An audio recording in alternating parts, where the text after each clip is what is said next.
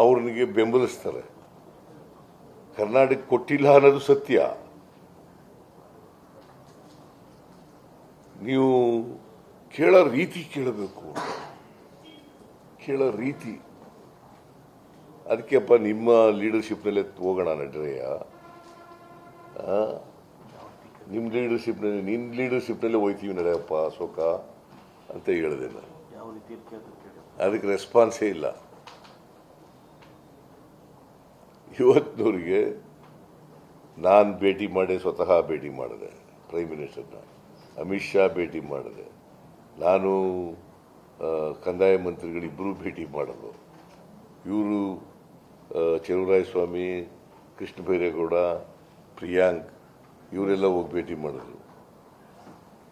ಏನು ಜಪ್ಪಯ್ಯ ಅಂದರೂ ಕೂಡ ₹1 ಕೊಟ್ಟಿಲ್ಲ. ಇದು ಕೊಟ್ಟಿಲ್ಲ ಅಂತ ಹೇಳಕ್ಕೂ ನಮಗೆ ಅಧಿಕಾರ ಇಲ್ವಾ? ಆಮೇಲೆ ಸ್ವಾತಂತ್ರ್ಯ ಇಲ್ವಾ? ಯೋಗೇಶ್ ಎಕ್ಸಾಟಿಕ್ ವೆಜಿಟೇಬಲ್ ಕೃಷಿಯಲ್ಲಿ ಎಕರೆಗೆ 5 ಲಕ್ಷ ಗಳಿಸ್ತಿದ್ದಾರೆ. ನೀವು ಕೂಡ ಅವರಿಂದ ಕಲಿಬೇಕಾ? ಅವ್ರ ಜೊತೆ ವಿಡಿಯೋ ಕಾಲ್ನಲ್ಲಿ ಮಾತಾಡಬೇಕಾ? ಈಗಲೇ ಫ್ರೀಡಮ್ ಆ್ಯಪ್ ಡೌನ್ಲೋಡ್ ಮಾಡಿ. ಇದು ಕೇಳಿದ್ರೆ ಕಾಲ್ ಕೆರ್ಕ ಜಗಳ ಮಾಡ್ತೀರಿ ನೀವು ಅಂತ. ನಿಮ್ಮ ಅಪ್ರೋಚ್ ಸರಿ ಇಲ್ಲ ಅನ್ನೋದು. ಈ ಹೊಸ್ತಾ JDSನವ್ರು ಬೇರೆ ಸೇರ್ಕೊಬಿಟ್ಟವ್ರೆ ಅವ್ರ ಜೊತೆಗೆ. ಅವರು ಅಪ್ರೋಚ್ ಸರಿ. ಕುಮಾರಸ್ವಾಮಿ ಅಪ್ರೋಚ್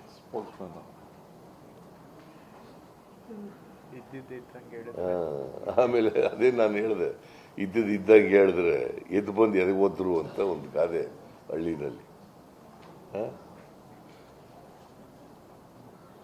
ಅವ್ರನಿಗೆ ಬೆಂಬಲಿಸ್ತಾರೆ.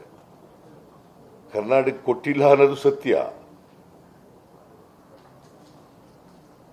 ನೀವು ಕೇಳೋ ರೀತಿ ಕೇಳಬೇಕು, ಕೇಳೋ ರೀತಿ.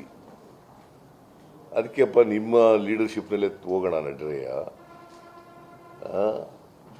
ನಿಮ್ಮ ಲೀಡರ್ಶಿಪ್ನಲ್ಲಿ ನಿನ್ನ ಲೀಡರ್ಶಿಪ್ನಲ್ಲೇ ಹೋಯ್ತೀವಿ ನಡೆಯಪ್ಪ ಅಶೋಕ ಅಂತ ಹೇಳಿದೆ ನಾನು. ಅದಕ್ಕೆ ರೆಸ್ಪಾನ್ಸೇ ಇಲ್ಲ.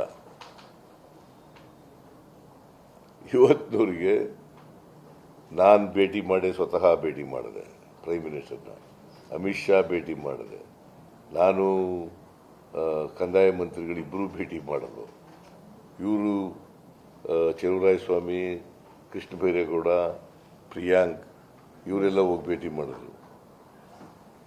ಏನು ಜಪ್ಪಯ್ಯ ಅಂದರೂ ಕೂಡ ₹1 ಕೊಟ್ಟಿಲ್ಲ.